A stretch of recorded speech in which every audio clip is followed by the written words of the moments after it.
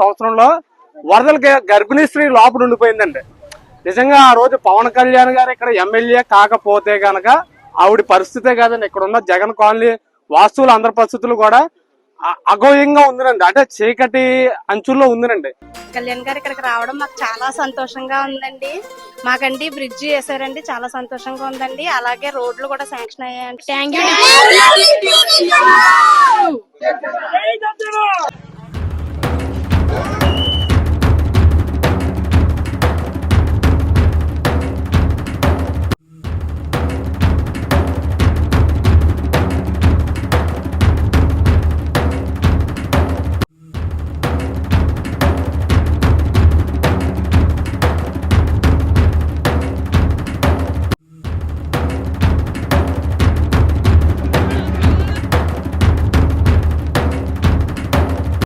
మేము ముందు వెళ్ళే వాళ్ళం, స్కూల్కి వెళ్ళేటప్పుడు కాలేజ్కి వెళ్ళేటప్పుడు మాకు చాలా ఇబ్బంది అవ్వేది.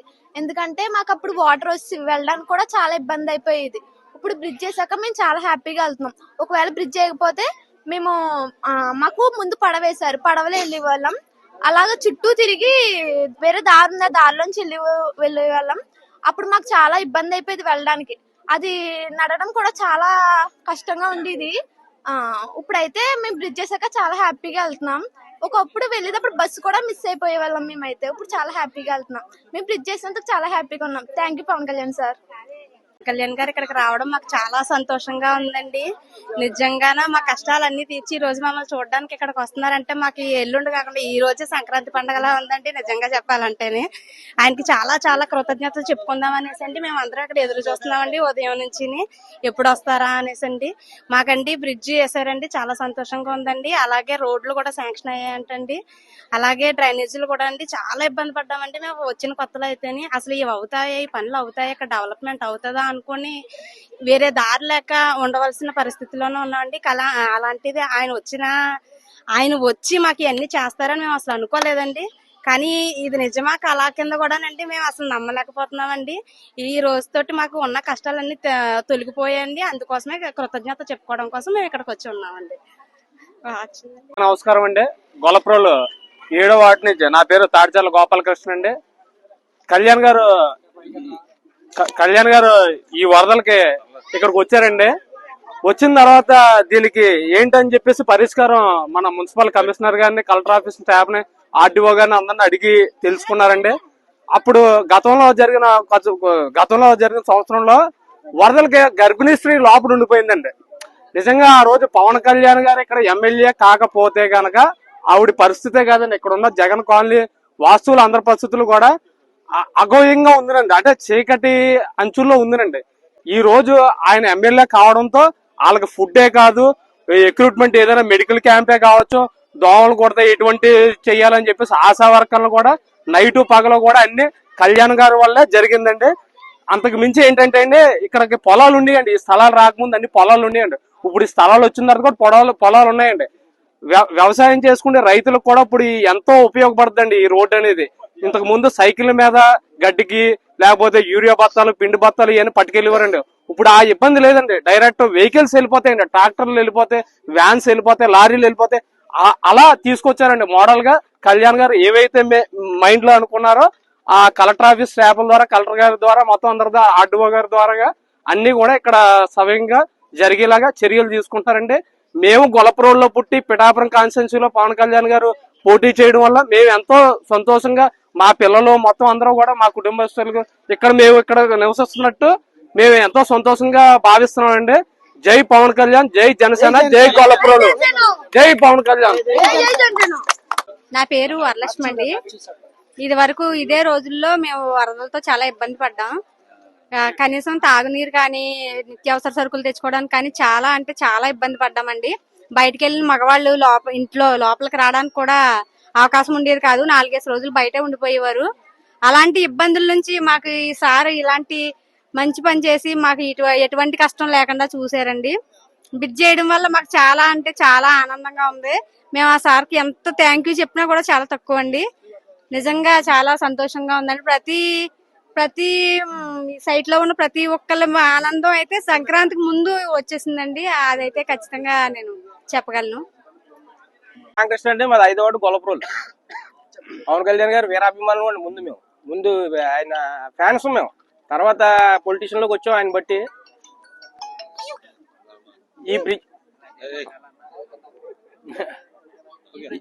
ఈ బ్రిడ్జ్ గురించి చెప్పాలంటే ఫస్ట్ ఆయన వచ్చింది మనకి, ఆయన ఎక్కిన వెంటనే వచ్చింది ఈ బ్రిడ్జ్ దగ్గరికి వచ్చాడండి. ఇక్కడ జనాలు అందరూ గోల పెట్టడంతోనే వరదలు కూడా ఎక్కువ ఉన్నాయి. అప్పుడు వైఎస్ఆర్సీపీ ఇంటికి ఈ ప్రభుత్వంలో, ఆ గడిచిన ప్రభుత్వంలో ఆ బ్రిడ్జ్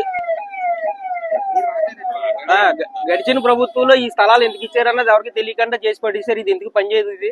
తర్వాత సార్ వచ్చిన తర్వాత ఫస్ట్ మొదటిసారి ఆయన నడిచిన వెంటనే మేము ఆయన చెప్పబోయినా అనుకున్నాం మేము ఈ పని అయిపోయిందని. ఆయన కాల్ పెట్టిన వెంటనే, ఆయన ఇక్కడ ఇందులో కాల్ పెట్టిన వెంటనే ఈ పని దీనికి ఈ కాలనీకి మంచి పేరు, మంచి రోజులు వస్తున్నాయి, ముందు అయిపోయింది, ఆయనకి కాల్ పెట్టాడు అయిపోయిందని చెప్పేసి మేము అందరూ భావించేవాడు. అలాగే ఆయన వచ్చిన సంవత్సరానికి బ్రిడ్జి వరదలతో ఉంది. ఇక్కడ పడవలతో వెళ్ళాం, ఇదే పడవల మీద ఇప్పుడు రోడ్డు మీద నిల్చుని ఉన్నాం. కరెక్ట్గా ఇదే రోజుల్లో దగ్గరగా 1 year లో మొత్తం అయిపోయింది. మళ్ళీ ఆయన వస్తాడు, మళ్ళీ రోడ్లు పడిపోతాయి. అది మా ఆశ, అంతే. సిమెంట్ రోడ్లు అంతే. ముందుగా గౌరవ ఉప ముఖ్యమంత్రి గారు పవన్ కళ్యాణ్ గారికి నమస్కారం అండి. నా పేరు వీరా యాదవ్, గొల్లప్రోలు హౌసింగ్ కాలనీలో నివసిస్తున్నానండి. అయితే గత ఇక్కడ హౌసింగ్ కాలనీ వచ్చి మామూలుగా 4-5 సంవత్సరాలు అవుతున్నా కూడా దారి మార్గం అనేది చాలా తీవ్ర ఇబ్బందులు పడి, హౌసింగ్ కట్టుకున్న వాళ్ళు కూడా దీంట్లో ఉండాలా మానాలా అనే పరిస్థితి నుండి ఊళ్ళో ఇక్కడ మామూలుగా లక్షలు పెట్టి ఇల్లు కట్టుకుని కూడా బయట నివసించేవారండి. అయితే దీంట్లో కొంతమంది మామూలు కనీసం గతంలో 1 year బ్యాక్ 350 మంది కుటుంబాలు దీంట్లో నివసించేవారు. వారికి కనీసం దారి మార్గం లేక వరదల టైంలో వ్యవసాయ చేను కొట్లు అంట కదా నడుచుకుని ఆ బాళ్ళ బందలో నైట్ పాములతోటి పురుగులతోటి ఇబ్బంది పడేవారండి. ఈ సమస్యని పవన్ కళ్యాణ్ గారి దృష్టికి తీసుకెళ్ళడం జరిగింది. తీసుకెళ్లిన తక్షణమే సార్ మామూలుగా రావడం జరిగిందండి. ఈ సమస్య పరిష్కార కొరకే సార్ ఈ మన సుద్దగడ్డ బ్రిడ్జ్ అనేది శాంక్షన్ చేయడం జరిగింది. శాంక్షన్ చేయడం ఒక ఎత్తు అయితే, సంవత్సర కాలం తిరగకుండా బ్రిడ్జ్ నిర్మాణం అనేది జరగడం మరొక ఎత్తు. అలాగే ఇచ్చిన మాటకు కట్టుబడి మళ్ళీ బ్రిడ్జ్ కట్టాక మీ దగ్గరకు వస్తాననే మాటతో ఈరోజు సార్ రావడానికి సిద్ధమై ఉన్నారు. సంక్రాంతి అందరికీ 14వ తారీఖున స్టార్ట్ అయితే మాకు 10వ తారీఖు నుండే సార్ రాకతో స్టార్ట్ అయిందండి.